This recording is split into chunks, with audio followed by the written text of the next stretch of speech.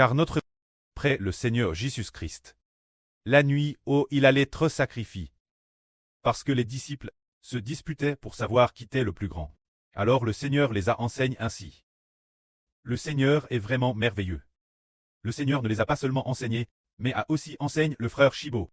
Le Seigneur ce moment-là, les disciples du Seigneur ont commencé à se disputer. Ils disputaient, parmi eux, qui était le plus grand. Alors notre Seigneur leur dit, les nations du monde ont des rois qui les dominent. Et ceux qui exercent l'autorité sur eux sont appelés bienfaiteurs. Mais vous, ne faites pas ainsi. Que le plus grand parmi vous soit comme le plus humble, celui qui dirige soit comme celui qui sert. Est-ce celui qui est table ou celui qui sert c'était? Lequel est le plus grand? N'est-ce pas celui qui est table? Pourtant, je suis au milieu de vous. Comme celui qui sert. Le Seigneur a enseigné aux disciples de ne pas dire qui est honorable, qui a l'autorité qui est le plus grand. Il ne doit pas entrer ainsi, mais d'être celui qui sert. Se dire celui qui veut servir. Si un frère ou une sœur veut être grand parmi les frères et sœurs, que doit-il faire? Il doit être le plus humble, comme le Seigneur a dit. Le plus grand parmi vous doit être comme le plus humble. Celui qui dirige doit être comme celui qui sert en. Doit être le plus humble, très celui qui sert. Autrefois, le Seigneur a ainsi enseigné ses disciples, ce qui est merveilleux. C'est que le Seigneur a aussi enseigné le frère Chibo. Un jour de l'année dernière, le Seigneur a enseigné ainsi. Il y a deux sœurs, l'une des sœurs est la maîtresse, l'autre sœur est la mère de la nation. Se dire l'esprit du pré. Qui a dit ainsi, le frère tend la foi le Seigneur, et le chef. Par conséquent, la sœur Shunlan est la maîtresse. Monsieur. La sœur Zhaoruan est la mère de la nation. Un peu plus tard, l'esprit du pré a enseigne ainsi. Peut-être que les deux sœurs Sen souviennent Thérèse bien, a enseigne ainsi. Quant au fait que la sœur Zhaoruan soit la mère de la nation. Et là, sur Shunlan la maîtresse. C'est affaire elle. Ne comparez pas qui est plus grande. Ne comparez pas qui est plus grande. Mais, comparez qui aime le plus le Seigneur. Qui est plus humble, se dire que le Seigneur a enseigné, que ces deux sœurs qui aiment le plus le Seigneur. Qui est la plus humble, qui est la plus disposée parmi les frères et sœurs. Frère, la plus humble est prêtre la servante des frères et sœurs. C'est ainsi qu'on plaît au Seigneur. Auparavant le Seigneur a enseigné les disciples du Seigneur. Et maintenant il enseigne aussi le frère Chibo. Tous deux enseignent de ne pas comparer qui est plus grand, mais de comparer qui est le plus disposé. Aimer humblement le Seigneur, aimer davantage le Seigneur, s'humilier encore plus. Ainsi, le Seigneur en sera réjoui. Le Seigneur a ainsi enseigné les disciples. Ne peut pas faire. Vouloir être le plus grand parmi les frères et sœurs. Ne peut pas se lever. Ne peut pas être plus grand que quiconque.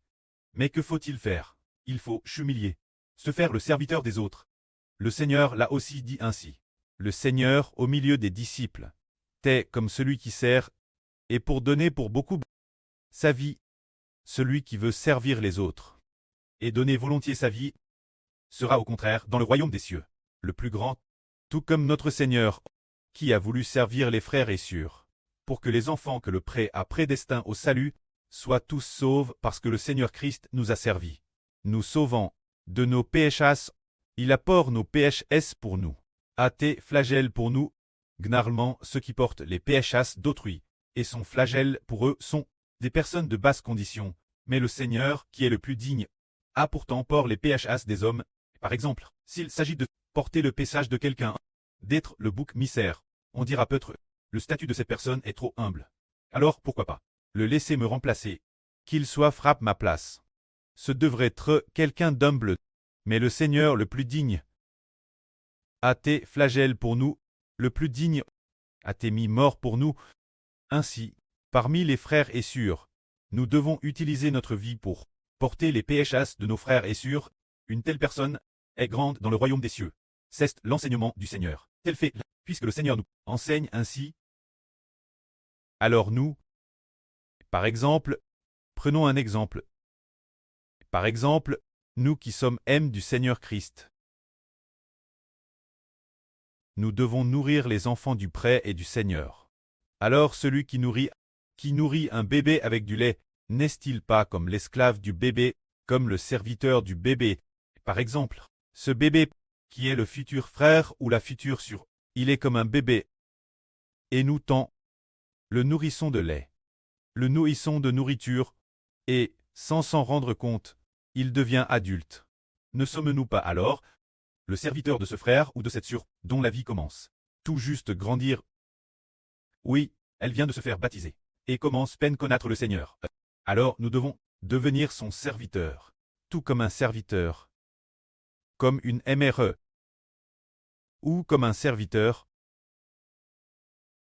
qui nourrit un bébé. Ce genre d'amour, c'est ce qui plaît au Seigneur, c'est dire parmi les frères et sœurs. Se faire volontairement serviteur. Nous voyons madame dans la maison d'Israël des femmes nobles, parmi lesquelles deux sur TRS nobles, mais le précleste leur a pourtant donne le nom de servante. Par exemple, là sur Bilha et là sur Zilpa, le pré les a nommées servantes.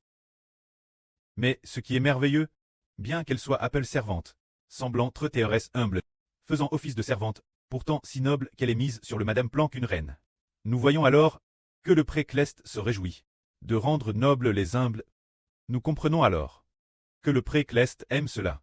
Et le Seigneur l'aime aussi. La dernière fois, lorsque le frère Héber est allé chez les frères et sœurs ce jour-là, ou un autre jour, c'est notre sœur Desang, qui, dans sa prière, a reçu une parole de l'esprit du pré, qui disait « En ce jour, les derniers seront les premiers. » Elle a ainsi laissé cette parole disant « En ce jour, les derniers seront les premiers. » Ceux qui sont les derniers ne sont-ils pas ceux qui se font constamment les serviteurs des autres, qui acceptent volontiers d'être humbles et de servir les frères et sœurs, ne seront-ils pas les premiers l'avenir? Ces derniers jours, Zhao Wan a souvent mentionné une sœur. Le frère Héber pense que peut-être l'avenir, elle sera parmi les premières, et il est convaincu qu'elle recevra certainement la guéresse du précleste. Cette sœur est la sœur Hongmei. Ce qui est merveilleux, c'est qu'elle sert Thérèse volontiers, les frères et sœurs, et qu'elle collabore avec la sœur Zilpa. Elle ne parle pas beaucoup, se considère comme TRS ordinaire, et travaille toujours avec joie. S'il y a une tchèche, lui confier, elle s'efforce toujours de la faire. Avec beaucoup d'humilité et de douceur. Ainsi de cette manière, pour servir les frères et sœurs, elle se considère comme TRS humble. Servant TRS volontiers les frères et sœurs. Alors qui sait qu'un jour, le précleste dira, c'est sur cet enfant, elle a volontiers désir, trouver sa joie, servir les frères et sœurs. Elle l'a fait avec joie. Sans la moindre plainte, alors le pré la bénira d'autant plus. Nous disons donc qu'il ne faut pas mépriser ceux des frères et sœurs qui acceptent humblement d'être petits. Et nous devons nous aussi, volontiers nous abaisser, pour servir les frères et sœurs, et le moment venu, le pré accomplira. La parole de notre sœur Desang. Cette parole qui dit, en ce jour, les derniers seront les premiers. Il est donc possible que l'avenir, beaucoup de personnes qui étaient initialement les dernières, soient les premières, parce qu'elles ont volontiers servi les frères et sœurs, de bon cœur, avec empressement, et avec un cœur reconnaissant, servi les frères et sœurs. De tels frères et sœurs seront probablement honorés comme nobles. C'est l'enseignement du Seigneur. Et le Seigneur Christ a continué d'enseigner en disant, quel genre de personne pourra s'asseoir à la table du Seigneur, et s'asseoir avec lui sur le trône? Ce sont ceux qui, pour le Christ Seigneur, partagent ses souffrances. Le Seigneur Jésus a dit ceci. Dans mes preuves, ceux qui restent constamment mes CTS, c'est vous. C'est pourquoi de madame que le prêtre m'a disposé le royaume, je le dispose de madame pour vous donne le royaume, afin que dans mon royaume, vous mangiez et buviez ma table, et que vous soyez assis sur des trônes, pour juger les 12 tribus d'Israël. Cela montre quel genre de personne le Seigneur veut faire devenir roi ensemble, recevoir le royaume ensemble, et gouverner Israël ensemble. Le Seigneur a dit, dans mes preuves, ceux qui demeurent constamment avec moi, c'est vous, c'est dire, ceux qui ont toujours marché avec le Seigneur, partageant les souffrances du Seigneur. C'est dire quand le Seigneur souffrait, cette nuit, ceux qui restent au CTS du Seigneur. C'étaient Pierre, Jean et les autres.